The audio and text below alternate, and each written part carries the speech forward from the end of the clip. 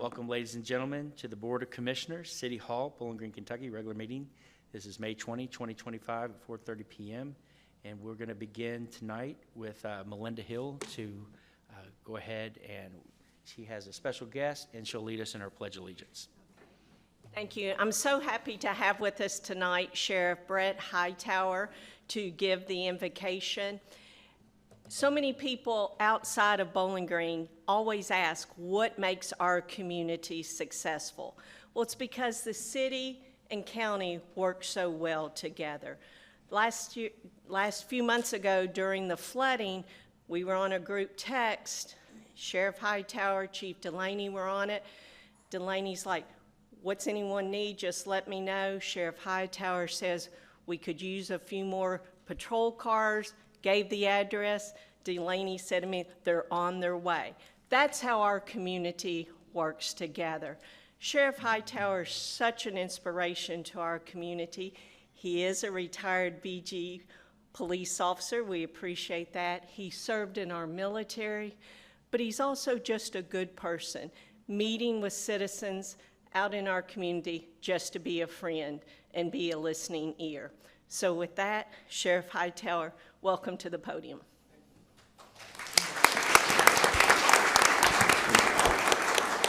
Thank you all. Would you all please join me in prayer? Dear God, we just come to you tonight, and we are so thankful for the way you have blessed this community. We are so thankful for the ways that you're with us in both the good and the bad days. And God, we know there are a lot of hearts right now that are just in sorrow for the storms that we have endured across the southern part of the United States, many of which were here in Kentucky.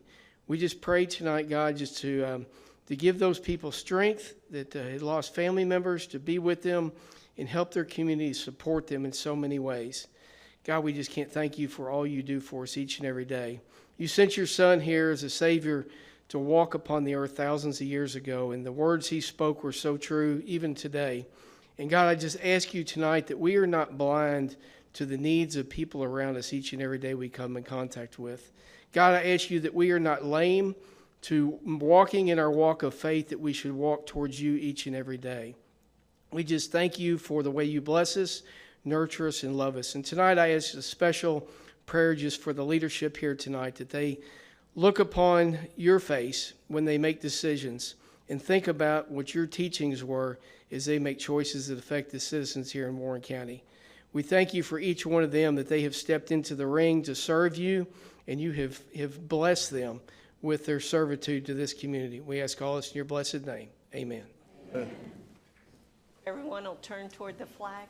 I pledge allegiance to the flag of the United States of America and to the republic for which it stands, one nation, under God, indivisible, with liberty and justice for all. Sheriff Hightower, before you sit down, thank you, Commissioner Hill. I see you have some family with you tonight. Can you introduce your family? Yes, I have my wife here, Jana. I've got my youngest daughter here, Araya. I've got my one son, Malachi. I've got Emma is my second youngest daughter, her husband, Jaden. We've got Meredith here and her husband here, Ermin. And both of these daughters got married within 2 months last fall. Oh my goodness. So I've got a collection plate at the back. Collection plate. So I told Araya she had to wait at least 6 months before she got married. And don't you have a new baby or one on the way? Or? I've got one on the way. We brought pictures tonight for everyone to see. She's probably in person. She just left the doctor a minute ago, and we've been looking at the profile there. So Girl or boy? They haven't said. She'll find out tomorrow. Yes, very excited. You can make the announcement tonight. Bowling Green will be waiting. Meredith, congratulations. I'm not sure if you were my daughter's friend, Akaya Bailey. Yes. Yeah. So I'll tell you a funny story really, really quick. Sheriff Hightower and I, both, I guess you guys were walking around Disney World. We passed each other back in 2018. And I was like, hold up, I think that's Sheriff Hightower. Then I went back, my wife said, you gotta be crazy. That can't be him. I went back, and it was, sure enough, out of all those people in Orlando, Florida, it was Sheriff Hightower. Congratulations. I'm happy for you guys. The rest are in Destin.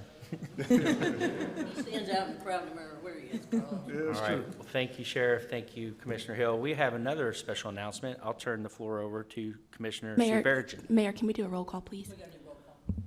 Well, let's do roll call first. I think it'll be more. Thank you, Hope. Commissioner Hill, Here.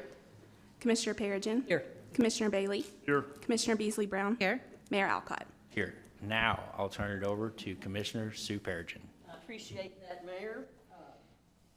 Got a couple things we're doing here tonight. First one,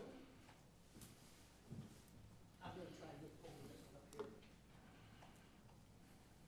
First one we're gonna do tonight surrounds itself around Sheriff Hightower and Mayor Alcott. If you guys could come down here, I would really sincerely appreciate it. We hate to surprise the mayor because you get put on a bad board or committee or something after that. We know how this works. So, I'm gonna try to catch this microphone, if you guys could just stand right there. This is, we're blessed to have a whole bunch of really great ladies here today that wanted to do something special for Military Appreciation Month. And it just so happens that we have two of our most esteemed leaders in our community that have served in the military. Anybody else that served in the military here? Kevin Wiles, thank you. Anybody else? Would you all stand for just a minute? Let us thank you.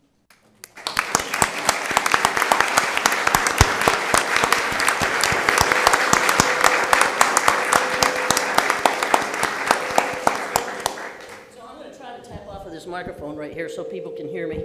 Whoop, what we got going on there? So military appreciation, I put some notes down or I could go on all night long and we got a storm coming, okay? So Military Appreciation Month is observed every May in the United States of America. It's a national month of recognition. Is there something wrong with my microphone? No. It's a national month of recognition and gratitude for the men and women who have served or are currently serving in the U.S. Armed Forces. There's several military-related observances during the month of May to honor their sacrifices, service, and commitment to protecting the nation, culminating with Memorial Day, which will be celebrated Monday the 26th. Monday coming. That came up on us fast, ladies. In recognition of two of our local veterans and community leaders, I've been asked and honored to present these plaques to Sheriff Brett Hightower and our very own Mayor Todd Alcott. These presentations are on behalf of the Republican Women's Club. Thank you, Republican Women's Club. Y'all raise your hands. We're gonna get a picture made with these fine ladies here in a minute, gentlemen. Sheriff Brett Hightower has been serving as Sheriff of Warren County since 2019. Sheriff Hightower served over 20 years in the U.S. military with service in the Marine Corps and then the Kentucky National Guard. In 2008, while deployed in Afghanistan, he was seriously injured. Can't tell now, he's come back, which resulted in significant injuries. He had the blast from an IED. For his service, he was presented with a Bronze Star and a Purple Heart. Additionally, Sheriff Hightower currently serves as a regional director of Kentucky Wounded Heroes, a non-profit organization focused on supporting our wounded heroes. Sheriff Hightower is married to Jana, and we've just met his beautiful children. Thank you all for being here, Jana. Mayor Todd Alcott has served as mayor of Bowling Green since 2020. Mayor Alcott is a retired U.S. Air Force colonel with over 21 years. You can correct me on any of this, okay? This is AI. 20 years of service, Mayor Alcott served in multiple command roles and deployments to Iraq, South Korea, Germany, and other locations, and retired in 2016 from military service to return home and serve his community. In addition, Mayor Alcott recently retired from Warren County Schools, where he taught junior ROTC at Warren East High School. Todd holds a bachelor's degree in hotel and restaurant management with minors in business and military science from WKU and a master's degree in information management. That one I didn't know. Mayor Alcott's a third-generation graduate of WKU and a lifelong resident of Warren County. Mayor Alcott is married to Deb, and together they have one son, Jacob, who lives and works in Chicago and has recently been married. So we look forward to what that brings. Now, on behalf of the Republican Women's Club, they have had some plaques made. And I want to present these to you all. This. And then perhaps we can get a photograph with the ladies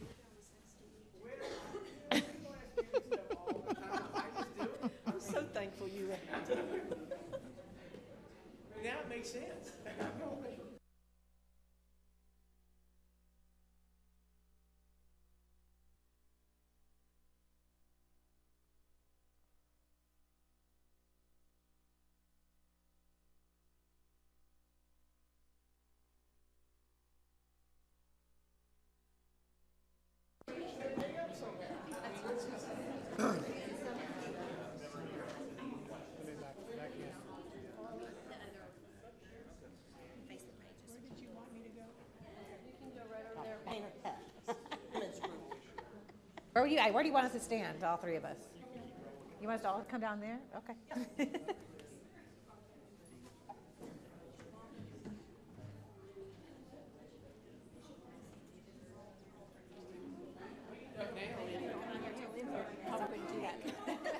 Okay, hold. Should we have them up, up there?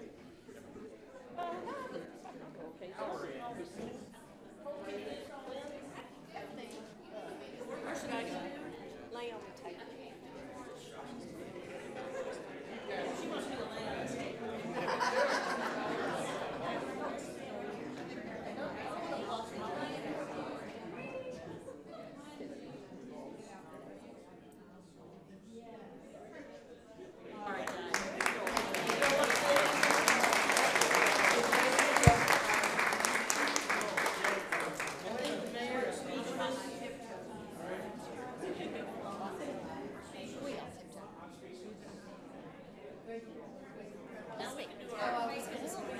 Know if I've got.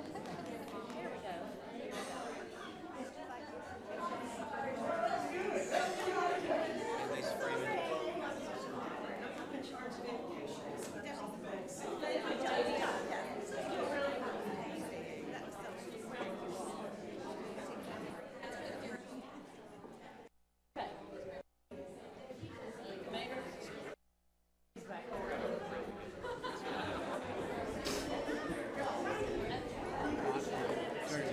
Other way?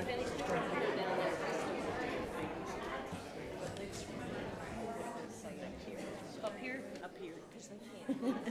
Yeah, okay, was that, I'm trying to catch the microphone. Yeah, I was gonna say. Now, I'm starting. Wherever you have it crossed out, that's what you're doing. Yeah. All right, Mayor.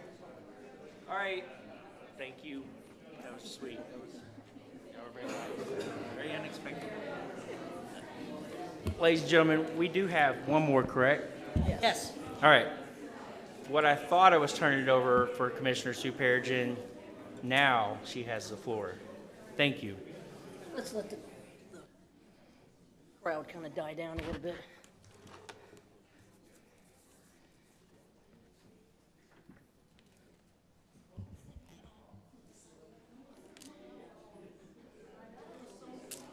Okay, so we have one other recognition, I guess, tonight to bestow, and it is it's again my pleasure to recognize. What I really want to do is start out by giving maybe a little bit of a historical perspective or educational perspective on this award. So we're going to recognize Lieutenant Colonel, Deputy Chief Penny Bowles. One more time.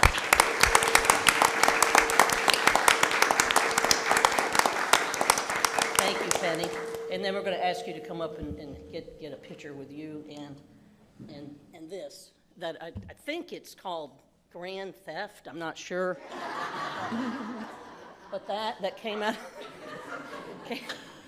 out of your office, right in front of you. It's incredible. Good police work, Penny. Good police work.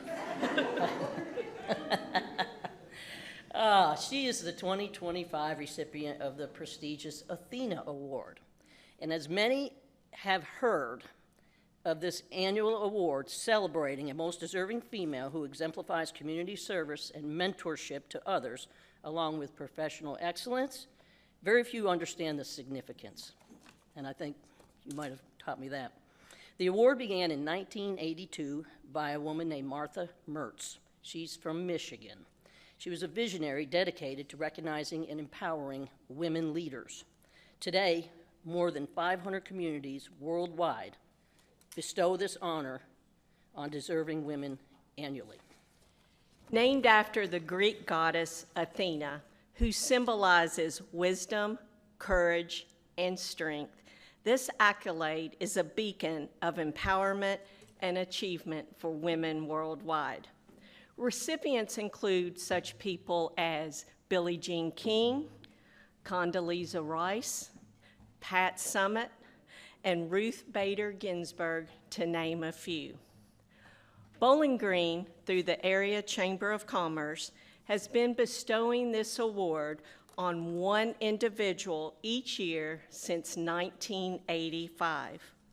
What makes this award even more significant is that previous Athena winners are the ones that select the recipient of that year based on the nominations presented. The Martin Management Group has sponsored this award since its inception back in 1985 as a tribute to women in our community. This year's award was proudly bestowed on our very own Lieutenant Colonel Penny Bowles, who serves our community as Deputy Chief of Police. Lieutenant Colonel Bowles exemplifies this award through her community service, commitment to education, and helping to set policy for policing across the Commonwealth. Along with Penny, both Melinda Hill and I have also been recognized as Athena Award recipients, with Melinda being honored in 2024, and myself way back when in 2012. We would like to get a group picture up here with the commissioners and the mayor, and you, Penny, and your absconded award here.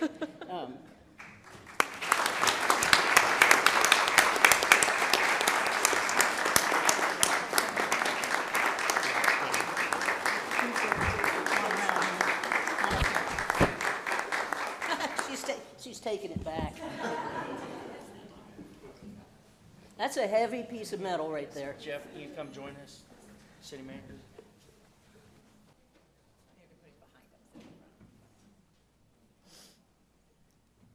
Thank you for playing along, Penny. We have these pesky chairs up here. Crowded. Future city hall, we'll figure that out.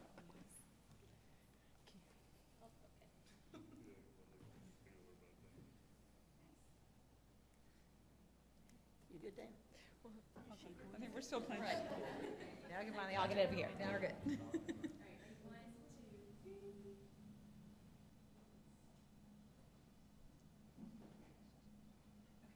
Okay, Jane, get back. Hang on. Congratulations, so happy for you. Thank you, ma'am. You deserve every bit of it. Absolutely.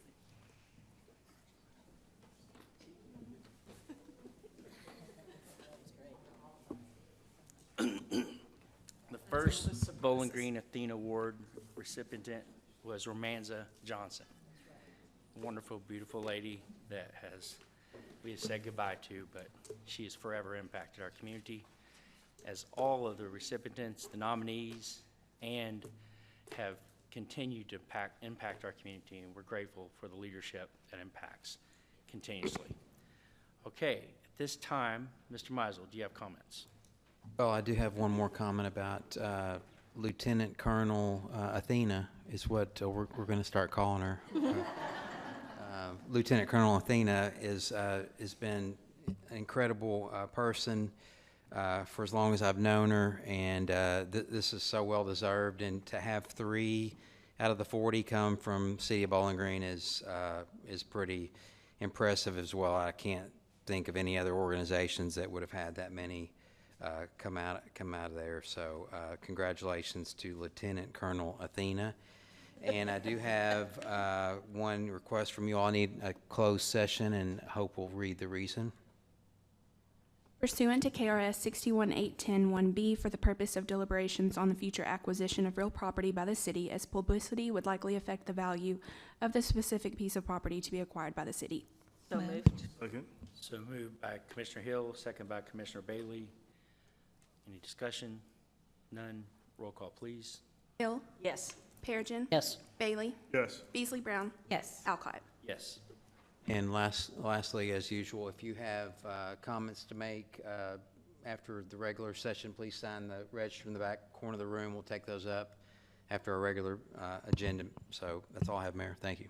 Thank you, Mr. Meisel. Our first item is approval of minutes, regular meeting, May 6, 2025. 2025. So moved. Second. Moved by Commissioner Hill, second by Commissioner Bailey. Any discussion? None. Roll call, please.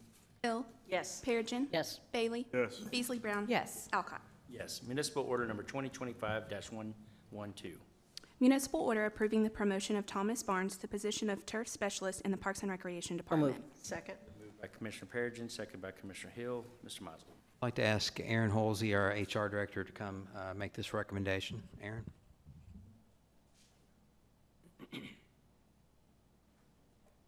Great, good afternoon.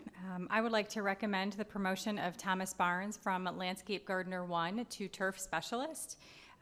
Mr. Barnes joined us about 2 years ago, July of 2023. He's been a landscape gardener at Hobson Grove and Paul Walker Golf Courses. And he comes to us with a lot of experience. We're very grateful to have his expertise working for our city. So we would like to promote him to this position. It was vacated about 2 years ago. We struggled to find someone. We hired someone in at the entry-level position, and now would like to promote him. And I believe with this, he will be moving over to Crosswinds Golf Course, and we will refill over at Hobson Grove and Paul Walker. So please let me know if you have any questions. Thank you, Aaron. Is he here tonight? He is not. Okay, thank you. He starts early. So And he's ready to go tomorrow. We may need him. We're going to need everybody. Okay, any further discussion? None. Roll call, please. Hill. Yes. Perigin. Yes. Bailey. Yes. Beasley Brown. yes. Alcott. Yes. Municipal order number 2025-113. Municipal order approving the probationary appointment of Delana Moore to the position of Communications Dispatcher 2 in the Police Department. So moved. Second. By Commissioner Beasley Brown, second by Commissioner Hill. Mr. Mizel. I'd like to ask Lori Gray, our HR Manager that handles police, to come up and make this recommendation. I'm here to recommend Delana Moore to be appointed to the position of Communications Dispatcher 2. Ms. Moore is here with us this evening, if you'll stand up. All right. She graduated from Muhlenberg North High School and the Telecommunications Academy. Her most recent position was Deputy Director of Muhlenberg County 911 Center. So if you have any questions, please let me know. We're excited to add her to their team. Thank you, Lori. Delana, you have any family or anyone with you tonight? Hello, significant other. All right. Commissioners, you ready? Roll call, please. Hill. Yes. Perigin. Yes. Bailey. Yes. Beasley Brown. Yes. Alcott. Yes, congratulations.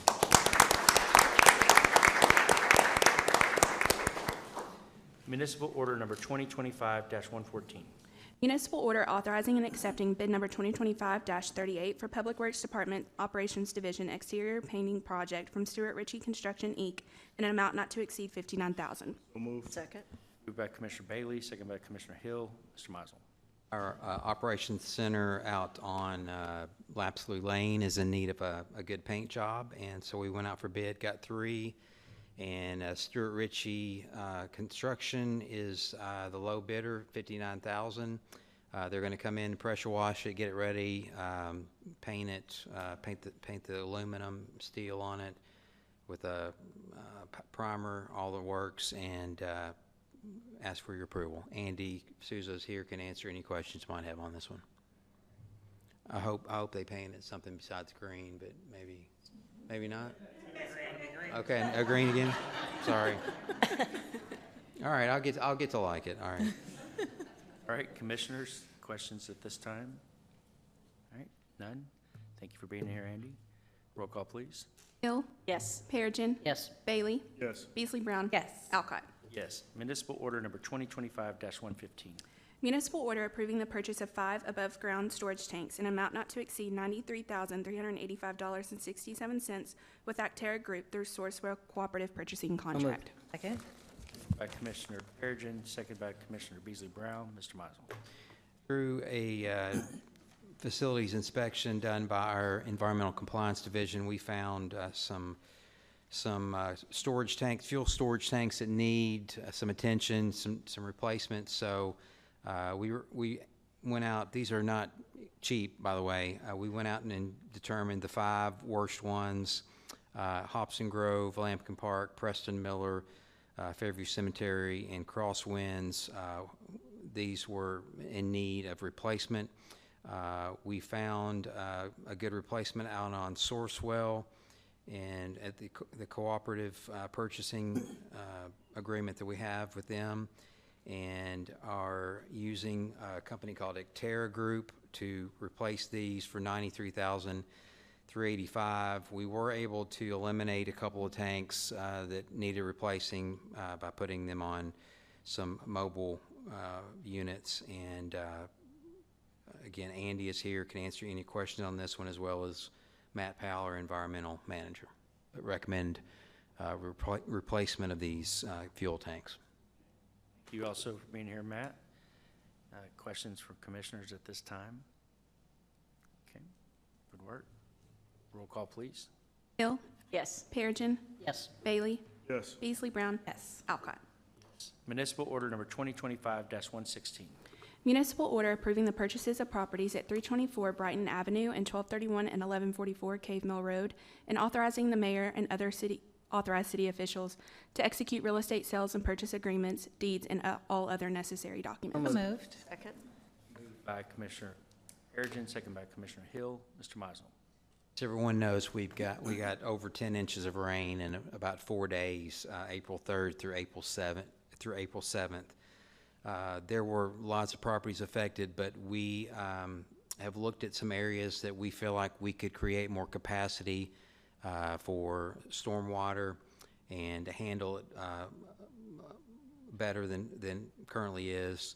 And so Public Works and Brent Childers, NCS, went to work. We created a list that we brought to you last meeting, closed session, of some properties that we feel like we could make some improvements with stormwater infrastructure. 3 of those properties are before you tonight. We would like to exercise purchase on these in the total amount of the $953,950. We feel like we can make some infrastructure improvements once we purchase these properties, and it will go a long way to the whole area around them and help create more, as I mentioned, more capacity for the stormwater runoff. Andy is here, can answer any questions, as well as Matt, Brent Childers. This was a team effort. They've been hard at work on these since the last meeting, and these 3 are ready to go, and we'll execute all the closing documents with our legal team and get this done with your approval tonight. Thank you, Mr. Mizel. Commissioners. First, thank you, Andy and Matt. Could you tell, I guess, Mr. Mizel gave just like a brief overview how this helps out, but can you kind of let the public know what the public purpose also for purchasing these properties would help out as well? Absolutely. We identified a series of properties, and you all are aware of the entire list, and have reached out to all of those property owners to offer them the opportunity to help us help them. In these circumstances, we purchase the home, we'll demolish the home, and then we'll remove material there to better store stormwater in the future. Obviously, the fact that the home flooded is a good indicator that it's in an area where we're going to continue to see those kinds of flooding. We prioritize these based on the homes that have flooded repeatedly over the years, and so essentially what's going to happen is the stormwater basins that you see all over town, we will be constructing stormwater basins at each of these locations, so that rather than having a flooded home, you'll have additional storage for stormwater. Thank you, Mr. Powell. We've done this multiple times in the past. Some examples would be Covington Street. We acquired 3 or 4 properties there, built a big basin just 1 block over from Wakefield, and the Batzel sink is connected to that basin. McElroy is another one with the NAM sink we built. Oak Lawn was most recent one. We did a retention area there on Oak Lawn after we removed a home that was a repetitive flooding problem. So this is just in line with what we've done over the years, and trying to make neighborhoods better, to create more capacity to help the neighborhood. I just also want to express my thanks to city staff, Public Works, Jeff and Brent and legal team and everyone. When the community came and told us, how they were negatively impacted by the floods and asked us to act.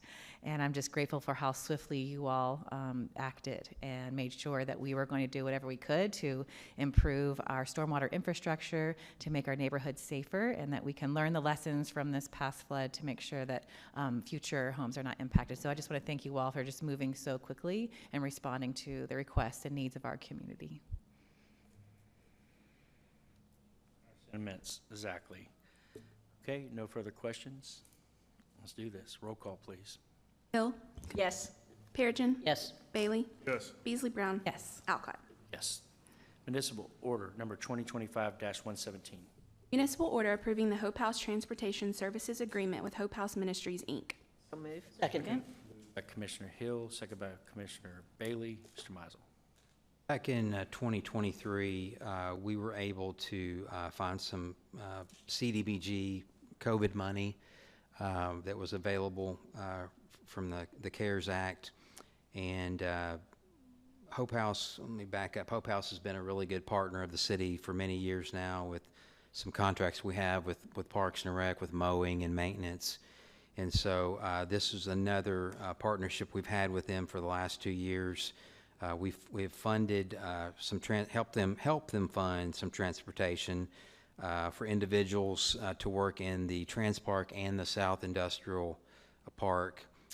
In your packets, you have a good 2023-24 fiscal year report. Program is called Ready to Work Shuttle that Hope House has been providing from their location over here on, I think it's Clay Street or Adams. Clay, sorry.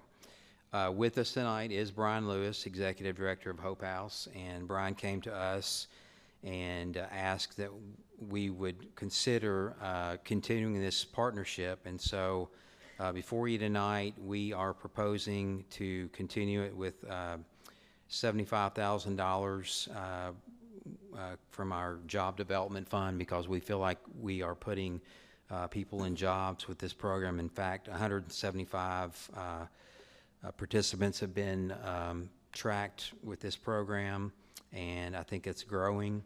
And there's a number of companies that are benefiting both on the north side and the south side. That's on your summary sheet here. But it costs about $120,000 a year to run this program, but we do have a return of occupational taxes that we get back, and plus we're putting people to work, help changing their lives as well, and so And getting a tangible service.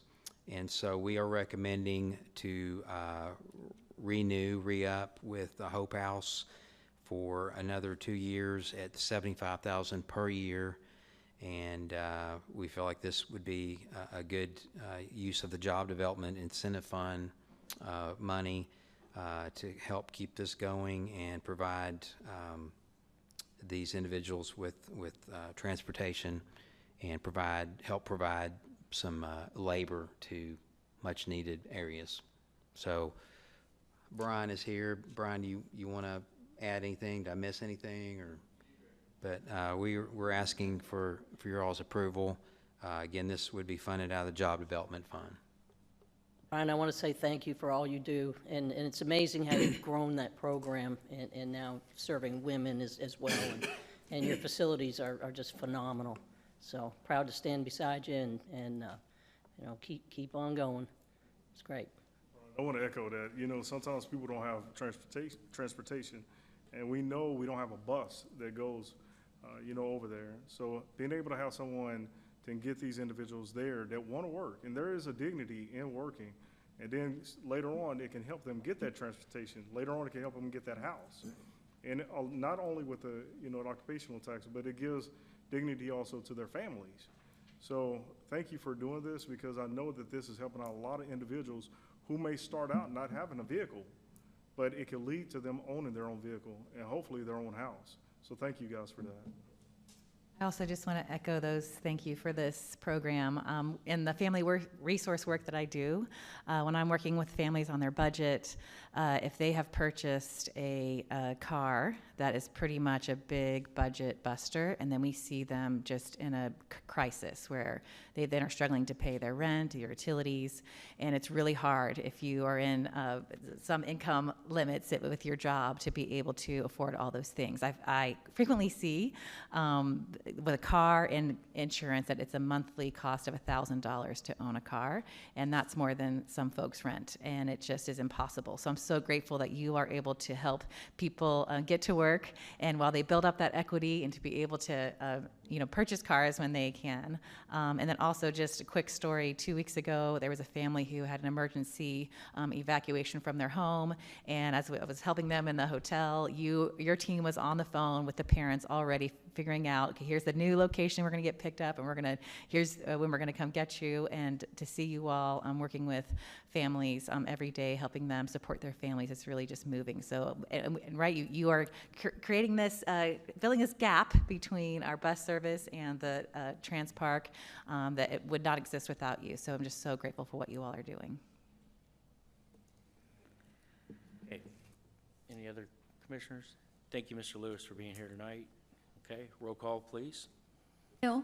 Yes. Perigin. Yes. Bailey. Yes. Beasley Brown. Yes. Alcott. Yes. Municipal order number 2025-118. Municipal order authorizing and approving the second amended Beautify 65 funding agreement between the City of Bowling Green and Operation Pride, Inc. So moved. Second. Moved by Commissioner Perigin, second by Commissioner Hill. Mr. Mizel. Does anyone know how long I-65 runs for? How many miles? Trivia question. 1100? 1,100, I think. I've got 887 according to Google, so. They don't know Johnny Webb. Of those 887 miles is a 10-mile stretch of 5 exits through Bowling Green, Warren County, that we have beautified. A man named Johnny Webb has beautified, raising over $7 million.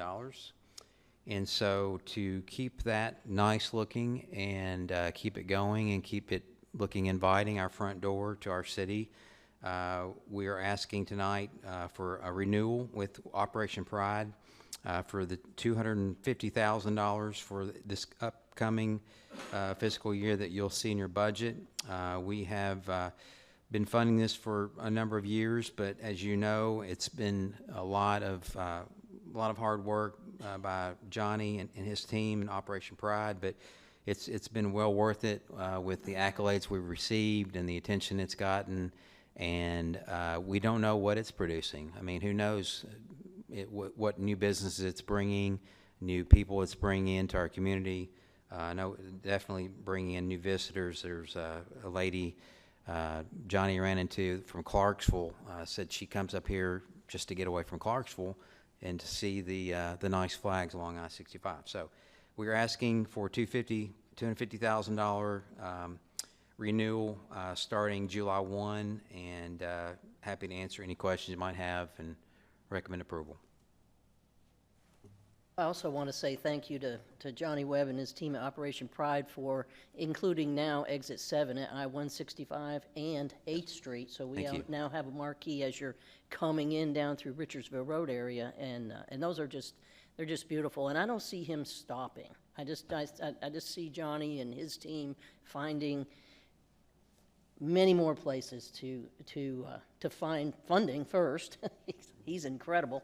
And then to continue to beautify our community. I want to say, Johnny, if you're listening, thank you from the bottom of my heart. This does include, thank you, Commissioner, 4 exits on I-165, and I think the one at Exit 7, there's going to be a ribbon cutting this week on Friday morning. So I saw that one the other day coming in from Owensboro. Great. Further comments, questions? All right, roll call, please. Hill. Yes. Perigin. Yes. Bailey. Yes. Beasley Brown. Yes. Alcott. Yes. Municipal order number 2025-119. Municipal order authorizing and approving the second new American Workforce Navigator Agreement by and among the City of Bowling Green, Warren County, and South Central Workforce Development Board. So moved.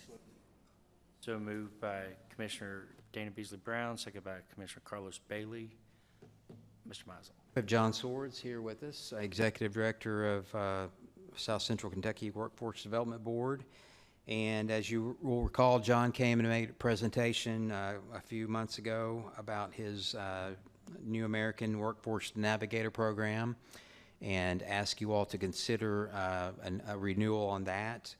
And so before you here tonight, we have brought to you option, I think it was option 1 or option 2, I can't remember, $55,000 to fund a full-time position on John's team for a new American Navigator, Workforce Navigator position. As you'll recall, they have placed roughly 1,500 people in jobs over the last couple of years, and are providing a really good service to the New Americans in this category, and they are an important pipeline for our workforce participation. So John is here with us, and we're recommending a $55,000 renewal to fund the New American Workforce Navigator position. I think the county is going to match that with another $55,000 to help him fund this position. I recommend your approval. John is here, can answer any questions, or if you want to make any comments, John. Lord, thank you for being here. I think you spoke the last commission meeting. People often ask to me, the mayor, what is the number one issue that we're facing in our community? And I'll say it's workforce development. And you're going to hear a theme tonight on the investment from our city that we are going to figure it out. And you heard the theme earlier about how the county and the city work together. We're not doing this by ourselves. We do this counterpart with our county also making this investment. But we're doing some unique investments within the city that are here tonight, and you'll hear a little bit more about that in just a minute. Yes. But I also thank you all for doing this work. You know, we're really proud of the fact that we have the #1 economy for cities our size in the country. And part of that, you know, being able to attract those new businesses is that we can promise that we're going to deliver that workforce. And so this position we've seen has helped fill a lot of those new jobs that we've had come in. Those thousands of jobs are filled with those folks that you recruit. And so I'm just really excited that we're going to continue to have this partnership to be able to bring in more jobs and know that we've got folks like you working to make sure we can fill them with folks who want to get out there and work. John, I want to echo that. It's almost like Bowling Green being #1, thanks to everybody that's been there, but we're open for business. If anybody wants a job and they want to be hired, right, now's the time to try to get those jobs and stuff. Like the mayor said, you're going to see this whole theme through all through tonight. We have transportation that people can get there if they don't have a car. They can have jobs that are open that you're going to try to help them out with. So I appreciate you guys trying to get people who want a job that can work. We're open for business. Please come to you guys and try to apply, I guess, through the online service. And can you tell the public what the website that they can go to? Connect with us? Yes. SouthCentralWorkforce.com. They can connect with us, and we will we'll go to work for them. Appreciate everything that you guys are doing. Like the mayor has said, we're open for business, and if someone's looking for a job, and if you're listening tonight, please try to connect with them and try to get those jobs. Thank you so much for everything that you do over there. And yeah, Mayor, the #1 problem is workforce participation, is people willing to take a job, to actually leave that home and come on out. And Carlos nailed it. There is a lot of satisfaction in any kind of work, and just being productive and being a member of the community, a member of the city. And I can't thank our folks over at Goodwill enough for, you know, some of those folks have lost hope, and they found it. And sometimes they wind up over here at the Hope Center, and sometimes they wind up with John, and the creativity in the way that we're tackling this, we being SC Meredith here, the economic development folks at the chamber, you guys, it takes everybody working together to get folks back to work. Ma'am. Well, if I could, I mean, we're incredibly grateful for your support. We are seeing people every day, particularly our New American community. We're working with folks that do have work authorization. I want to be clear on that. And they want to work. And then sometimes they just need a helping hand to figure out how to get into the workforce. Those, you know, our New Americans need that assistance, and our employers. A lot of our employers have got to figure out how to take somebody with limited English and have them work safely and effectively in their workplace. So it's a parallel effort between working with a job seeker and working with the employer and getting them to work in our community and being supported by our community, rather than working outside of our community in Tennessee or in another county outside of our region. We want them working here. Their families are here, their kids are here, we want them paying taxes here, and we want this community and the employer community to support them. So we're thankful for your support. Thank you, John. Okay, no further questions, comments, roll call, please. Hill, Yes. Perigin. Yes. Bailey. Yes. Beasley Brown. Yes. Alcott. Yes. Municipal order number 2025-120. Municipal order approving the Pathway to Progress funding agreement with the Bowling Green Area Chamber of Commerce, Inc. So moved. Second. Moved by Commissioner Perigin, second by Commissioner Bailey. Mr. Mizel. This is called Pathway to Progress, and it's an initiative that the Chamber is running. Meredith Rosansky is here with us, our Executive VP, and among other titles, if I got that one right, hopefully. But this is a 5-year campaign for the funding of SCK Launch, which is a nationally recognized program for K through 12. You all have been through them. They're so impressive, teaching kids all the different career paths that are out there, connecting them with employers, and just showing what is possible.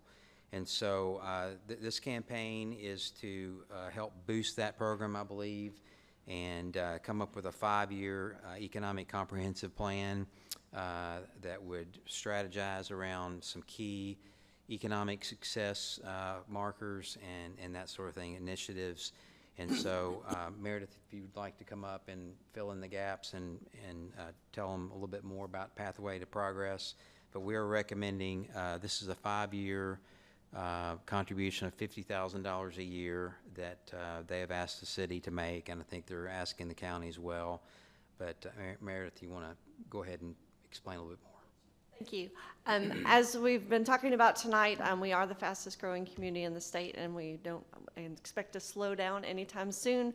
But with that, there's some areas that we need to get more involved in and more engaged in. One is diversifying our economy. So as part of this plan from an economic development standpoint, how do we attract more tech-based economic development and grow that within our community? And WKU is a big partner with us in that effort. Also, as the growing pains of what we're experiencing is infrastructure. You talked about stormwater. We've been very active in securing other people's money outside of our community as well, to really grow sort of our road infrastructure, water sewer infrastructure, utilities, so that we can land more companies and grow bigger, more housing, all of that. And so as we diversify our economic development efforts, we're looking towards the future of what that's going to look like for our community here. And then, as Jeff said, growing our SCK launch model and really looking at how do we scale that, not just within the confines of Warren County, but broader as well. Because in order for us to continue to be successful, we have to have that talented workforce that can step up and meet the demand.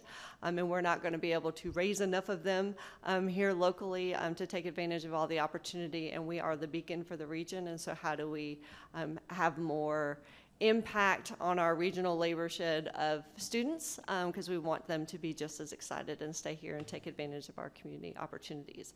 And so this funding will help on both of those facets. So as we continue to grow, I'm really looking towards the future and what does that look like to ensure that we keep our companies healthy and keep our economy healthy here. So thank you very much for your support. Thank you, Meredith. Meredith, I want to thank you guys in the chamber as well. As we heard, it's not just one player in the city that makes us number one.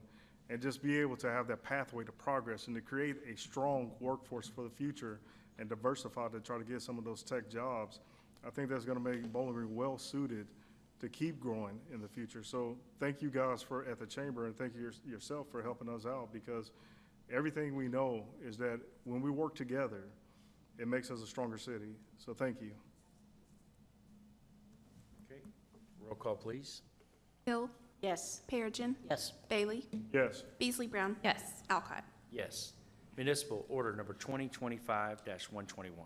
Municipal order approving a memorandum of understanding with Refuge Bowling Green related to providing matching funds for the fiscal year 2025 Kentucky Refugee Employment and Workforce Integration Grant. Moved. By Commissioner Brown, second by Commissioner Bailey. Mr. Mizel. RefuBG has partnered with a number of organizations, big organizations in town, Graves Gilbert Clinic, WKU, the Innovation Campus, and Sky CTC on this 18-month workforce development program grant. $750,000 grant that would help 280 individuals get skills for medical, industrial, and business type jobs. And so before you get here tonight is a proposal. They are needing $75,000 each from us and the county to serve as more or less operating money. Once this program ends, this $75,000 would be returned to the city after the program is executed, and the $750,000 grant has been expended. So we ask for your approval of this one. It's again $75,000. We plan to just bring this to you in a budget amendment and take this out of current year funding, and since it's a one-time and also almost like a returnable deposit somewhat, we'll get it back once this is executed and completed. So the Tarnegas are here. Daniel and Alice, y'all come on up and feel free to add any details to this program that you're getting ready to, a grant that you're getting ready to execute. Thanks for coming. First of all, I just want to say thank you for having us here tonight, and thank you for considering this. We are so thankful to be in Bowling Green. I mean, it's just a wonderful place, and Daniel and I have loved planning our lives here, and we've loved being able to invest in the people that we work with here locally. When we started Refuge Bowling Green in 2018, we had one full-time worker and 2 part-time workers, and we're so proud to say that with the additional collaborations that we've had through the Warren County area and Bowling Green, that we now employ over 40 individuals. Over half of those individuals are foreign-born, and we love the people that we work with. Our staff speaks over 15 different languages currently. And so our programs are very holistic in nature. We try to look at the entire individual, and we try to provide services that assist the entire family unit. So on a weekly basis, we take over Dishman McGinnis Elementary School in the evening, and we serve approximately 120 adults in English language learning, and over 90 children get extended care in the evening's educational services. We provide driver's ed, we provide recreational services with children, and also our workforce placement we've been doing since 2015 with the support of the United Way. And so this program really just allows us to expand that influence in workforce. And so Daniel's going to talk a little bit about how that expands our workforce initiatives. Yes, so hello everybody. It's so good to be here. Thank you for having us. So when I got here in the US, myself, I went through a struggle of, it was snowing. I thought that's normal in the US. And then I didn't know how to drive, you know, so I would go on a bicycle door to door asking for people to hire me on the snow. By the grace of God, Olive Garden hired me to become a dishwasher. That was one of my best jobs in the United States because they were able to welcome me. And then from there, I worked in a factory for many years, from the ground up, a brand new company, from the floor to become a engineering, at the same time becoming assistant manager. So I do understand how it is impairment that when a refugee or anybody that you work with, what are those key elements that you need to make them successful in the factory or any type of job you place in them. So for example, the young man we met 4 years ago here in Bowling Green, and then we met in the coffee shop, never been in a coffee shop before, culture shock. Come in, we told him about it, said, what you need? He need a job. I said, okay, there is Fruhoff, let's go place you there, they might be hiring. We placed him there. 4 years ago, he now knows every single thing in the factory. He's now a supervisor, and we just closed a house this week for him. All his family. And all his family moving into a brand new house. We're going to go celebrate with them. This is what American Dream is all about. And Bowling Green is providing that to the people like me. So we've been working with refugees for so long, and we know what they need, and we know how to make it happen. your contribution to this program. Last year alone, we brought in a lot of funding to be able to hire more people here. And this year, we are trying to do the same thing, but this time with the help with Grace Gilbert Clinic, SCACTC, WKU Innovation Campus, and WKU, we are going to make sure that everybody that comes through that door, they are going to be successful at the job placement they're going to be, and they're going to stay here with us. That's our ask, and we are grateful for you guys, for the continued support to Refuge Bowling Green. Thank you, Daniel. Thank you, Alice. And I don't think the scope of this is to take people from the entry level, no skills, to an actual skill level and have actually a career. And this is how many individuals this will be able to touch? 280 individuals in the next year and a half, and they are nationally recognized credentials that we'll be providing to individuals through the help of WKU and SCACTC. Great job on getting community partners. I see Gary Reckert from Grace Gilbert here today, and I know you have several that are invested, and these are Bowling Green jobs as well. And this goes right along with our work development theme that you've heard, whether we're in our schools, whether we're at Hope House, or we're with Refuge Bowling Green, and we're going to hear in a minute from Goodwill. So great theme tonight. Thank you. Commissioners? I just want to thank you all. I'm super excited about this.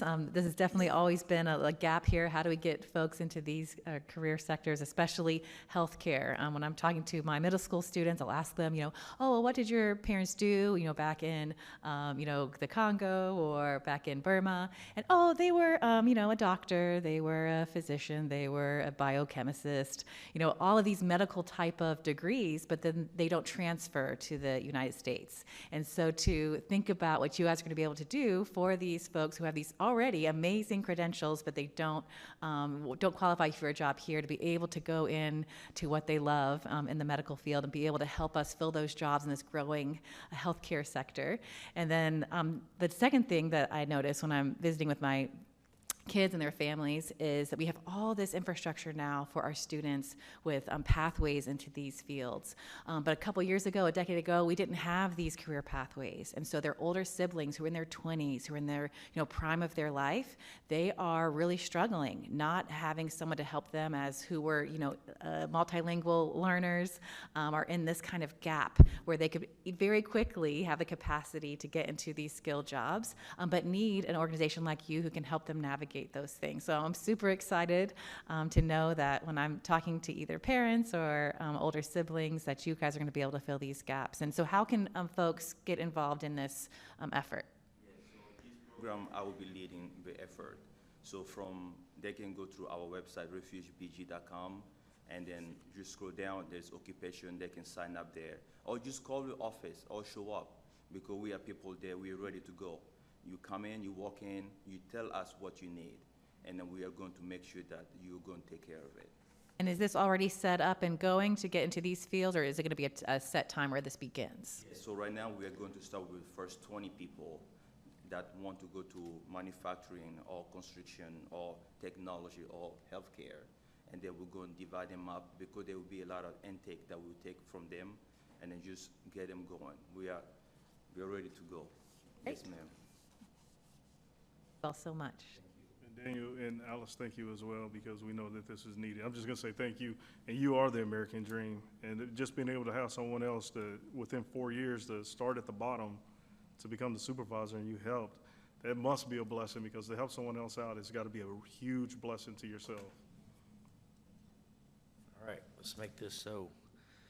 No further comments, questions? Roll call, please. Hill. Yes. Perigin. Yes. Bailey. Yes. Beasley Brown. Yes. Alcott. Yes. Municipal order number 2025-122. Municipal order approving the second and other way program funding agreement with Goodwill Industries of Kentucky, Inc. So moved. Moved by Commissioner Perigin, second by Commissioner Beasley Brown. Mr. Mizel. So I need to just backtrack just a little bit. All of these items that you're seeing are being funded out of the Job Development Incentive Fund related to all these job participation, job development. So wanted to make that fact known. And this one here Before you is the one with our Another Way program, United Way. United Way team is here. Mr. Another Way, Chris is here. He's there in the back. And Chad is up front here. But since last July, these are stats that Sharon shared with me. 162 new participants. 141 of those were connected to new resources. 39 were connected to substance or mental health treatment that was needed.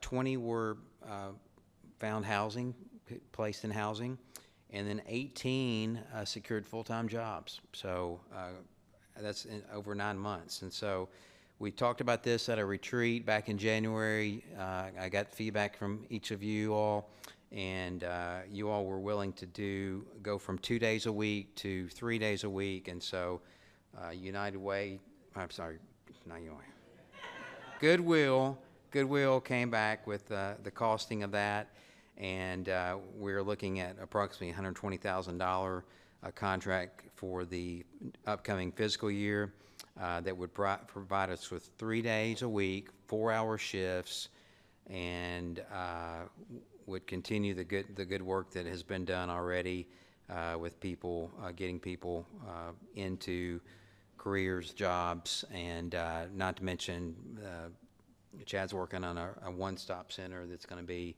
amazing for our city and a community with the grant he got for that. So I'll be quiet now. Chad, you have anything to add to what I said? But we are recommending another year, another 12-month period with Goodwill to continue with Another Way for 3 days a week. Sharon, Chris? So, Chris and I, we say hello and thank you for the opportunity to be here today. First of all, we want to sincerely thank you for your support of last year's grant. Because of it, we've witnessed incredible success. Individuals who were once without hope are now working full-time jobs, entering and completing treatment programs, obtaining their IDs, and finally being connected to health care and supportive services they've needed for so long. This work is only possible because we meet people exactly where they are, in homeless camps, in parks, and on the street. We sit beside them during some of the most vulnerable moments of their lives. Many have faced the effects of trauma, domestic violence, the loss of a loved one, or simply have fallen on hard times. This is something incredibly humbling about there's something incredibly humbling about being able to sit down, listen without judgment, and offer individuals a chance to get on the van, to start over, and to be seen. Not only are lives being changed, but participants are also giving back, working to clean up litter in parks and throughout the city. It's a win-win. We all know someone who has needed help, and this is the kind of help that restores dignity, that rebuilds lives, that changes communities. As we look ahead to the 25-26 grant year, we are filled with hope and determination to reach even more individuals. With your continued support, we can keep offering a hand up, not a handout, and keep building a bridge from homelessness to stability, one life at a time. Thank you. Thank you. Yeah. Chris. You guys are incredible. Thank you.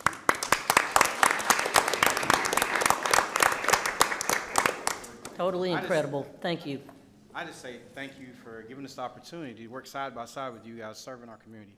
It's an honor, for me to stand up at this podium with you guys. And man, it's awesome. We thank you so much. And I had a blast with Mr. Alcott the other day.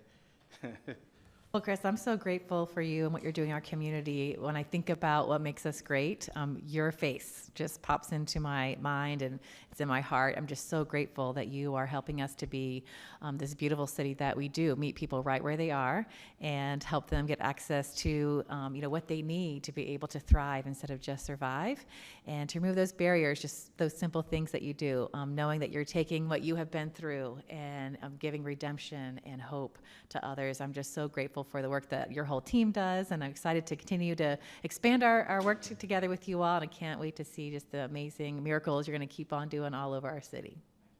And I want to echo that just briefly, though. I know last year I was invited to the ballpark. I'm going to make it really, really quick. But there was a lady that you guys talked about, And this is one of those blessings to be a part of, that when someone's at the very lowest moment being homeless, and then get them from being homeless to owning a home and to owning their own car, like we talked about. There was a young lady that you spoke of, and it was such a blessing to hear that story, because Chris, Chad, and coming from Louisville, it's helpful because she was homeless at that one time, and she works at GM today. She owns her own car, and she owns her own house. So this is the reason why we invest in things like this, because we give dignity to those people back, but we also give dignity to those families. So thank you to Goodwill, to you guys, and to everyone that basically understands that no matter where you are, and you're meeting them where they are, we're trying to help out. And this is one of those blessings to be a part of the city commission, to make sure we're doing these things for our city and for our people. Can I say one thing really quickly? I told myself I was going to be You got quiet. 5 seconds now. 5 seconds.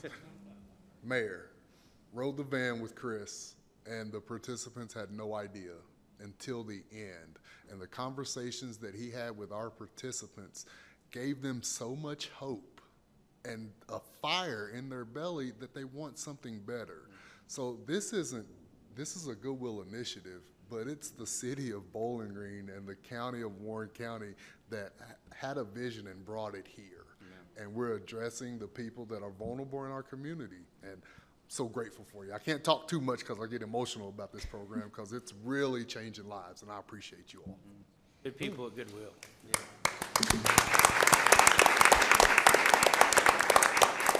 All right, let's make this official. Roll call, please. Yes.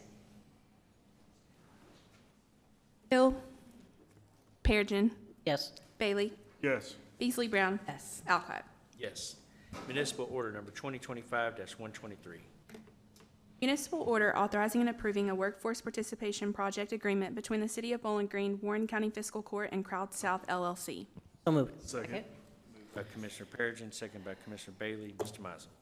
So I feel like we're at almost like an award ceremony here tonight, but this is a lot of good stuff going on. This one here is a renewal of our project with the county, with Crowd South, or BG Works. This project's been going on since the spring of 2022, I believe, so we're kind of at our 3-year mark. I believe we are roughly 4,700 to 5,000 people placed in jobs over this period of time with our investment from the work site or website of BG Works.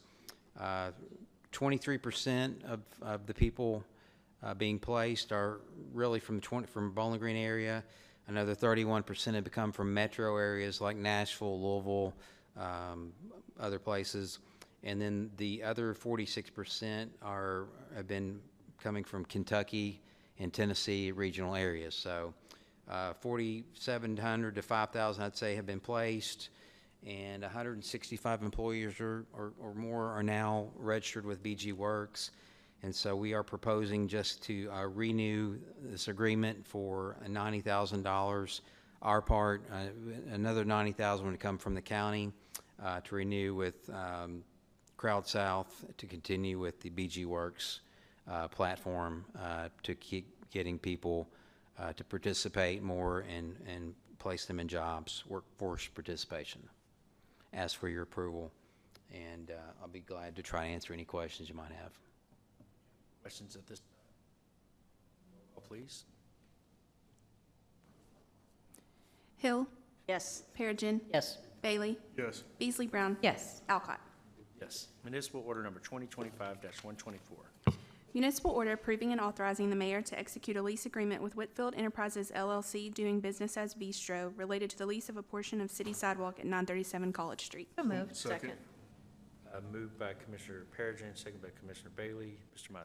This is a new business just right up the street here on College, 937 College. Would like to lease the sidewalk for a sidewalk cafe. I think this is formerly the Kindness Cafe space, and so recommend your approval on this one. Questions? Hill. Yes. Perigin. Yes. Bailey. Yes. Beasley Brown. Yes. Alcott. Yes. Okay. We've before we go to closed session, we're checking to see if we have public comments. Thank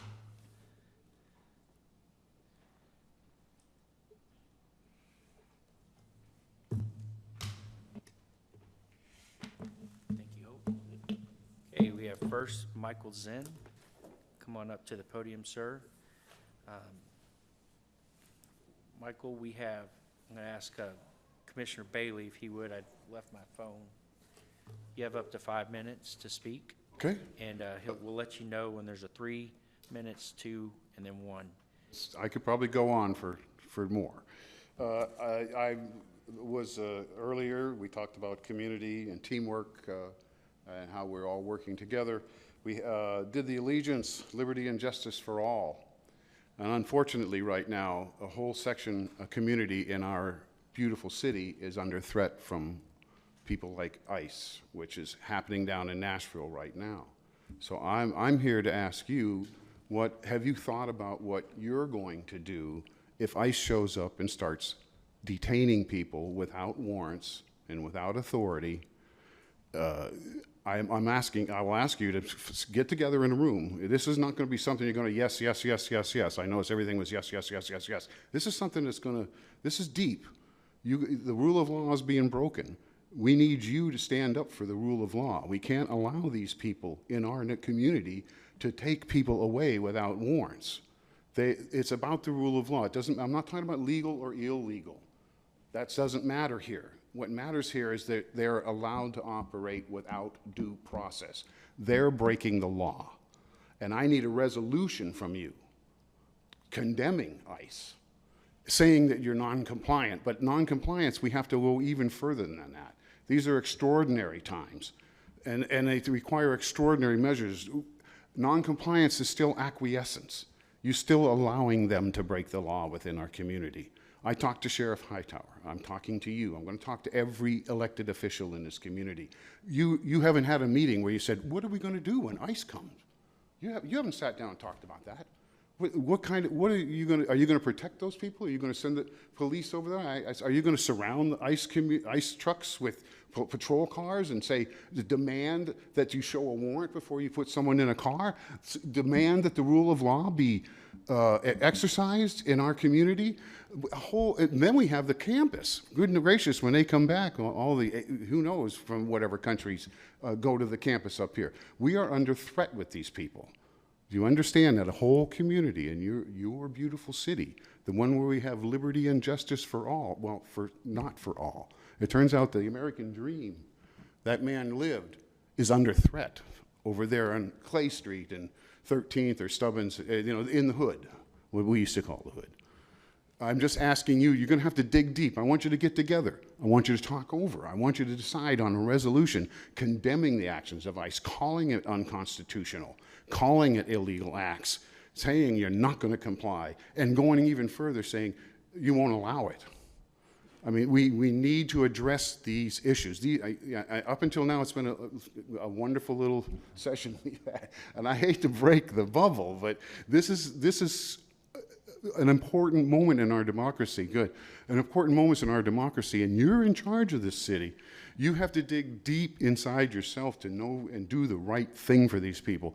You can't, remember, you can say you're non-compliant, but that just still allows them to continue to break the law. We have to stop them. Somebody, somewhere, you might be the ones, if you dig deep enough, for the rule of law and the democracy and the protection of the citizens, dig deep enough where you say, that's it. It stops here. I'm going to dangle a little apple in front of you. You do that, you'll be on every newscast in every city of the country. You'll be so famous you'll run for governor next. I'm telling you. I want to dangle that in front of you. That's important. Something has to give you the incentive to stop these people. You're in charge. You can discuss what tactics you're going to have with the police department when they come here. No one's had any meetings. No one's talked about it. Go into a room yourselves and say, what are we going to do? I mean, 1 minute? How about a song and dance? No, it's just absolutely, to me, imperative that you, who are the leaders of this community, do something about it. We have an entire section of our city that's under threat now. And if those people show up, Are you going to allow them? That's the thing. Are you going to allow that? Are you going to allow them to come in and take people and throw them into cells without due process? You believe in due process. You've been in the military your whole life. You know, we all believe that it's not about whether they're illegal or illegal. It's about being before a judge. How about this? If they arrest somebody, you send these guys over, you say, you give them us custody, because tomorrow morning they'll see a judge. Well, you could put that in there. Like only, you know, anyone arrested by ICE has to go into custody of Bowling Green Police Department. Something where you break that, what's going on. You have to break it. You need to brainstorm yourselves. How can we stop this? All right. Well, I appreciate you guys. I wish I had a lot of thank yous. Gosh, or a resolution where you go, yes, yes, yes, yes, yes. Well, we listen to our citizens. Yes, well, go in and talk about it, And and you it have won't the be power. easy. It won't be easy, I know. All right, next we have Mr. Brian Moody. Thanks.